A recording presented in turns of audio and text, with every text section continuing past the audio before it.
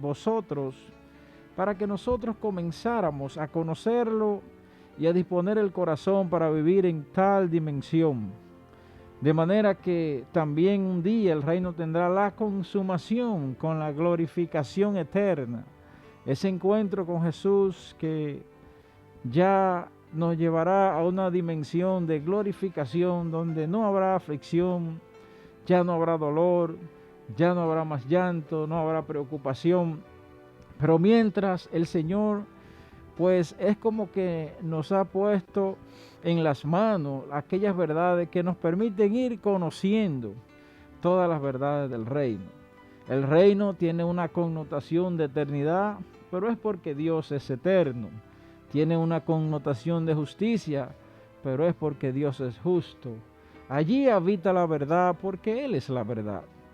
Pero bienaventurado el que puede conocer, pedir, venga a nosotros tu reino y dejar que ese reino entre a nuestras vidas aquí en la tierra, de manera que podamos ir moldeando nuestra manera de vivir a la forma de Dios. Y a través de tantas parábolas que hemos visto, el Señor la última vez nos dejó ver la parábola de un amigo necesitado, aquel que fue a deshoras de la noche a tocar por una provisión de pan para poder atender a otro amigo.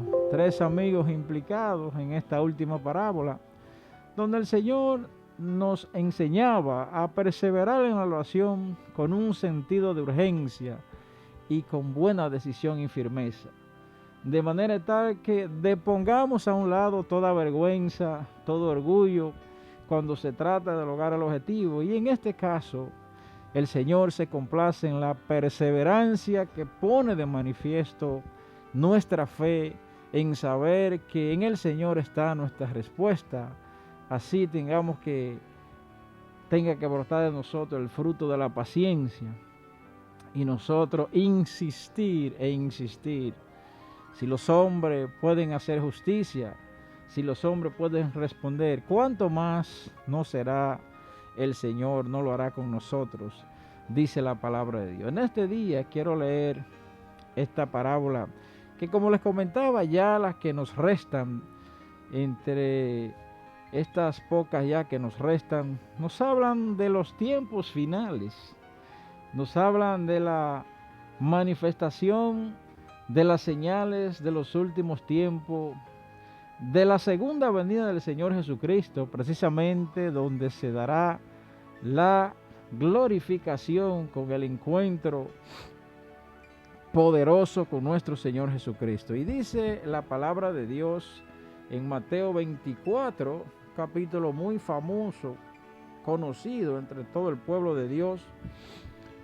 Dice el verso 32 del 24: de la higuera aprended la parábola cuando ya su rama está tierna y brotan las hojas. Sabéis que el verano está cerca, ¿eh?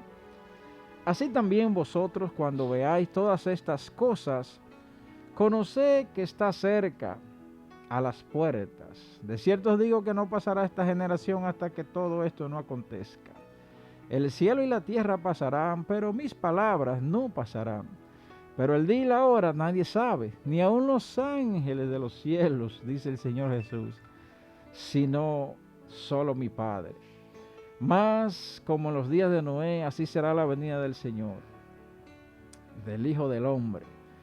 Miren, mis hermanos, nos habla aquí la palabra de Dios de las señales antes de la venida, de la segunda venida de nuestro Señor Jesucristo, quien vendrá entonces con toda la pomposidad y majestuosidad que una vez así esperaban los judíos, el pueblo de Israel, y razón por la cual muchos no le conocieron porque tenían una idea.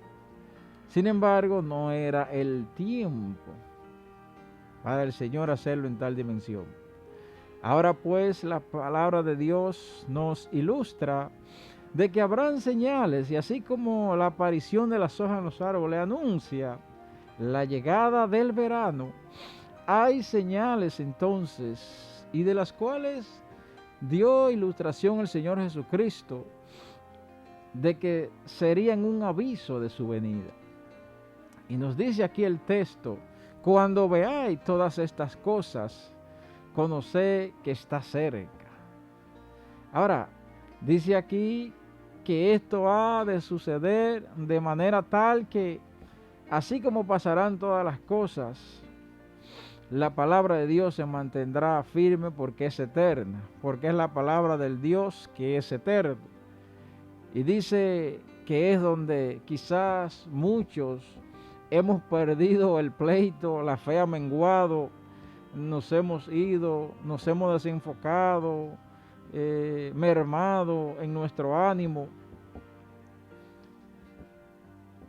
El día y la hora nadie lo sabe, ni aun los ángeles del cielo, dice el Señor Jesús, el Hijo de Dios.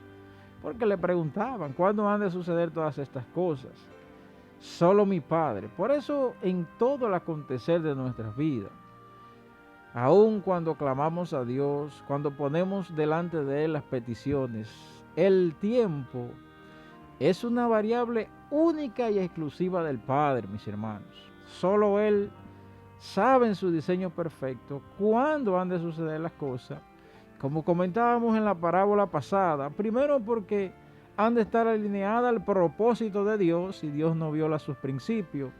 Y segundo, porque es el tiempo que Él ha determinado cuando estamos listos, cuando nos conviene, porque el Señor quiere hacernos bien y va a alinear eso a su propósito. Dice aquí, mis hermanos, mas en los días de Noé así será la venida del Hijo del Hombre, como en los días de Noé. ¿Sabe cómo? Y esto es muy importante, porque en aquellos días, antes del diluvio, la gente ¿cómo estaba? Comiendo, bebiendo, casándose, dándose en casamiento hasta el día en que Noé entró en el arca. Y eso no es que está mal. El detalle es que nos dice que así en el día a día, haciendo nuestras actividades normales, así será la venida del Señor.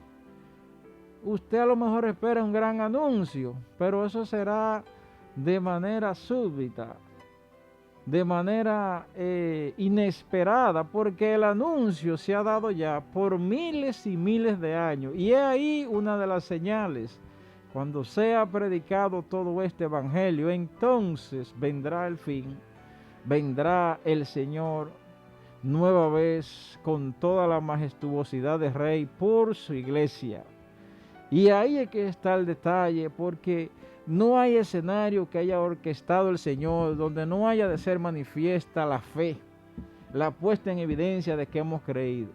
Y por eso el Señor dice aquí, señores, va a ser un día normal, Algunos estarán durmiendo por la diferencia de horario, otros estarán despiertos, otros en sus labores, otros jugando pelota, otros chateando.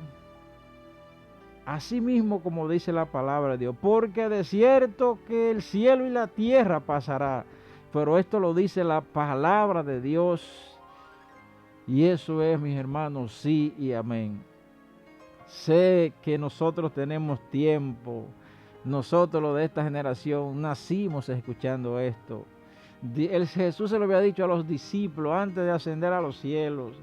Había dado la profecía, las señales, y usted dirá, ese es el detalle, es que el tiempo es de Dios. Y para Dios, todo ese tiempo es como un día. Y un día para Él es como miles de años. Y dice aquí, hasta el día en que Noé entró en el arca, y no entendieron hasta que vino el diluvio y se los llevó a todos los que no hicieron caso. Así será también la venida del Hijo del Hombre, así será también. Entonces, esto tiene como principal tema, mis hermanos, que podamos discernir de esas señales. Cuando veáis esas señales, que el verano se acerca, es que el Rey de los cielos se acerca, y podamos en los tiempos ir con el reloj profético y discernir. El Señor ha dejado señales, no ha establecido cualquier citación, señalamiento de fecha, es una abominación, es una blasfemia contra el Señor, porque ni siquiera el Hijo del Hombre, ni los ángeles del cielo que habitan alrededor de Dios, saben el día y la hora. Jesús nos invita y nos da las pautas de cómo discernir y comprender en medio de los tiempos. Fíjense algo aquí. ¿Cuál sería la actitud del cristiano frente a estas señales que, a juicio de grandes hombres de Dios, de hombres que se meten con Dios, que han dedicado su vida a tener un diálogo continuo con Dios, cosa que quizás nosotros mismos no podemos levantar esa bandera y decirlo, porque nuestras vidas están repartidas y damos gracias a Dios que nos da la honra de poder tener estos momentos en la vida del cuerpo de la fe. Pero a verdad, esos hombres y el que más entra en comunión con Dios, el que más le dedica su tiempo a Dios, pues Dios también le dedica su tiempo y su revelación y la verdad. Y nada hará el Señor sin antes hacérselo saber a sus profetas, sus siervos. Y mis hermanos, todas estas señales, sin excepción, ya están cumplidas. Y el Señor te la hace saber, te la muestra, para que haya en nosotros la actitud de un cristiano frente a estas señales. ¿Qué es lo que implican estas señales para el cristiano? Que debemos perseverar aún más en estos tiempos. En medio de estas situaciones y dificultades, no es para nosotros entonces, porque ya no podemos ir a la iglesia, mis hermanos. Entonces, ¿cómo olvidar todo lo que el Señor ha hecho con nosotros hasta este tiempo? Como que nuestras esperanzas se desvanecen. Al contrario, las señales nos dicen que nos aferremos, que nos agarremos más, porque cuando ya están brotando las hojas de los árboles, es que se acerca la venida del Señor.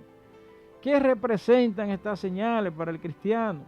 Es una actitud de gozo, no de angustia. Sabemos, y a veces dentro del mismo pueblo de Dios, actuamos como el que nunca le ha conocido, ni como el que ha visto a través de la palabra qué es lo que el Señor ha dicho sobre esto. En vez de una angustia, mis hermanos, y ahí incluso se revela qué tanto hemos creído en lo que Dios ha dicho a través de su palabra y ha anunciado a través de estas señales en medio de los tiempos finales y proféticos. Nuestra actitud va a revelar eso, porque la actitud del cristiano debe ser de gozo, no de angustia. Por eso dice la palabra en Lucas, mis hermanos, cuando estas cosas comiencen a suceder, erguíos, o sea, póngase derecho, levantad vuestras cabezas, porque vuestra redención está cerca. Póngase contento, párese, aunque te vea, y quizás sentimos por algunos que todavía tienen dureza en su corazón, están con una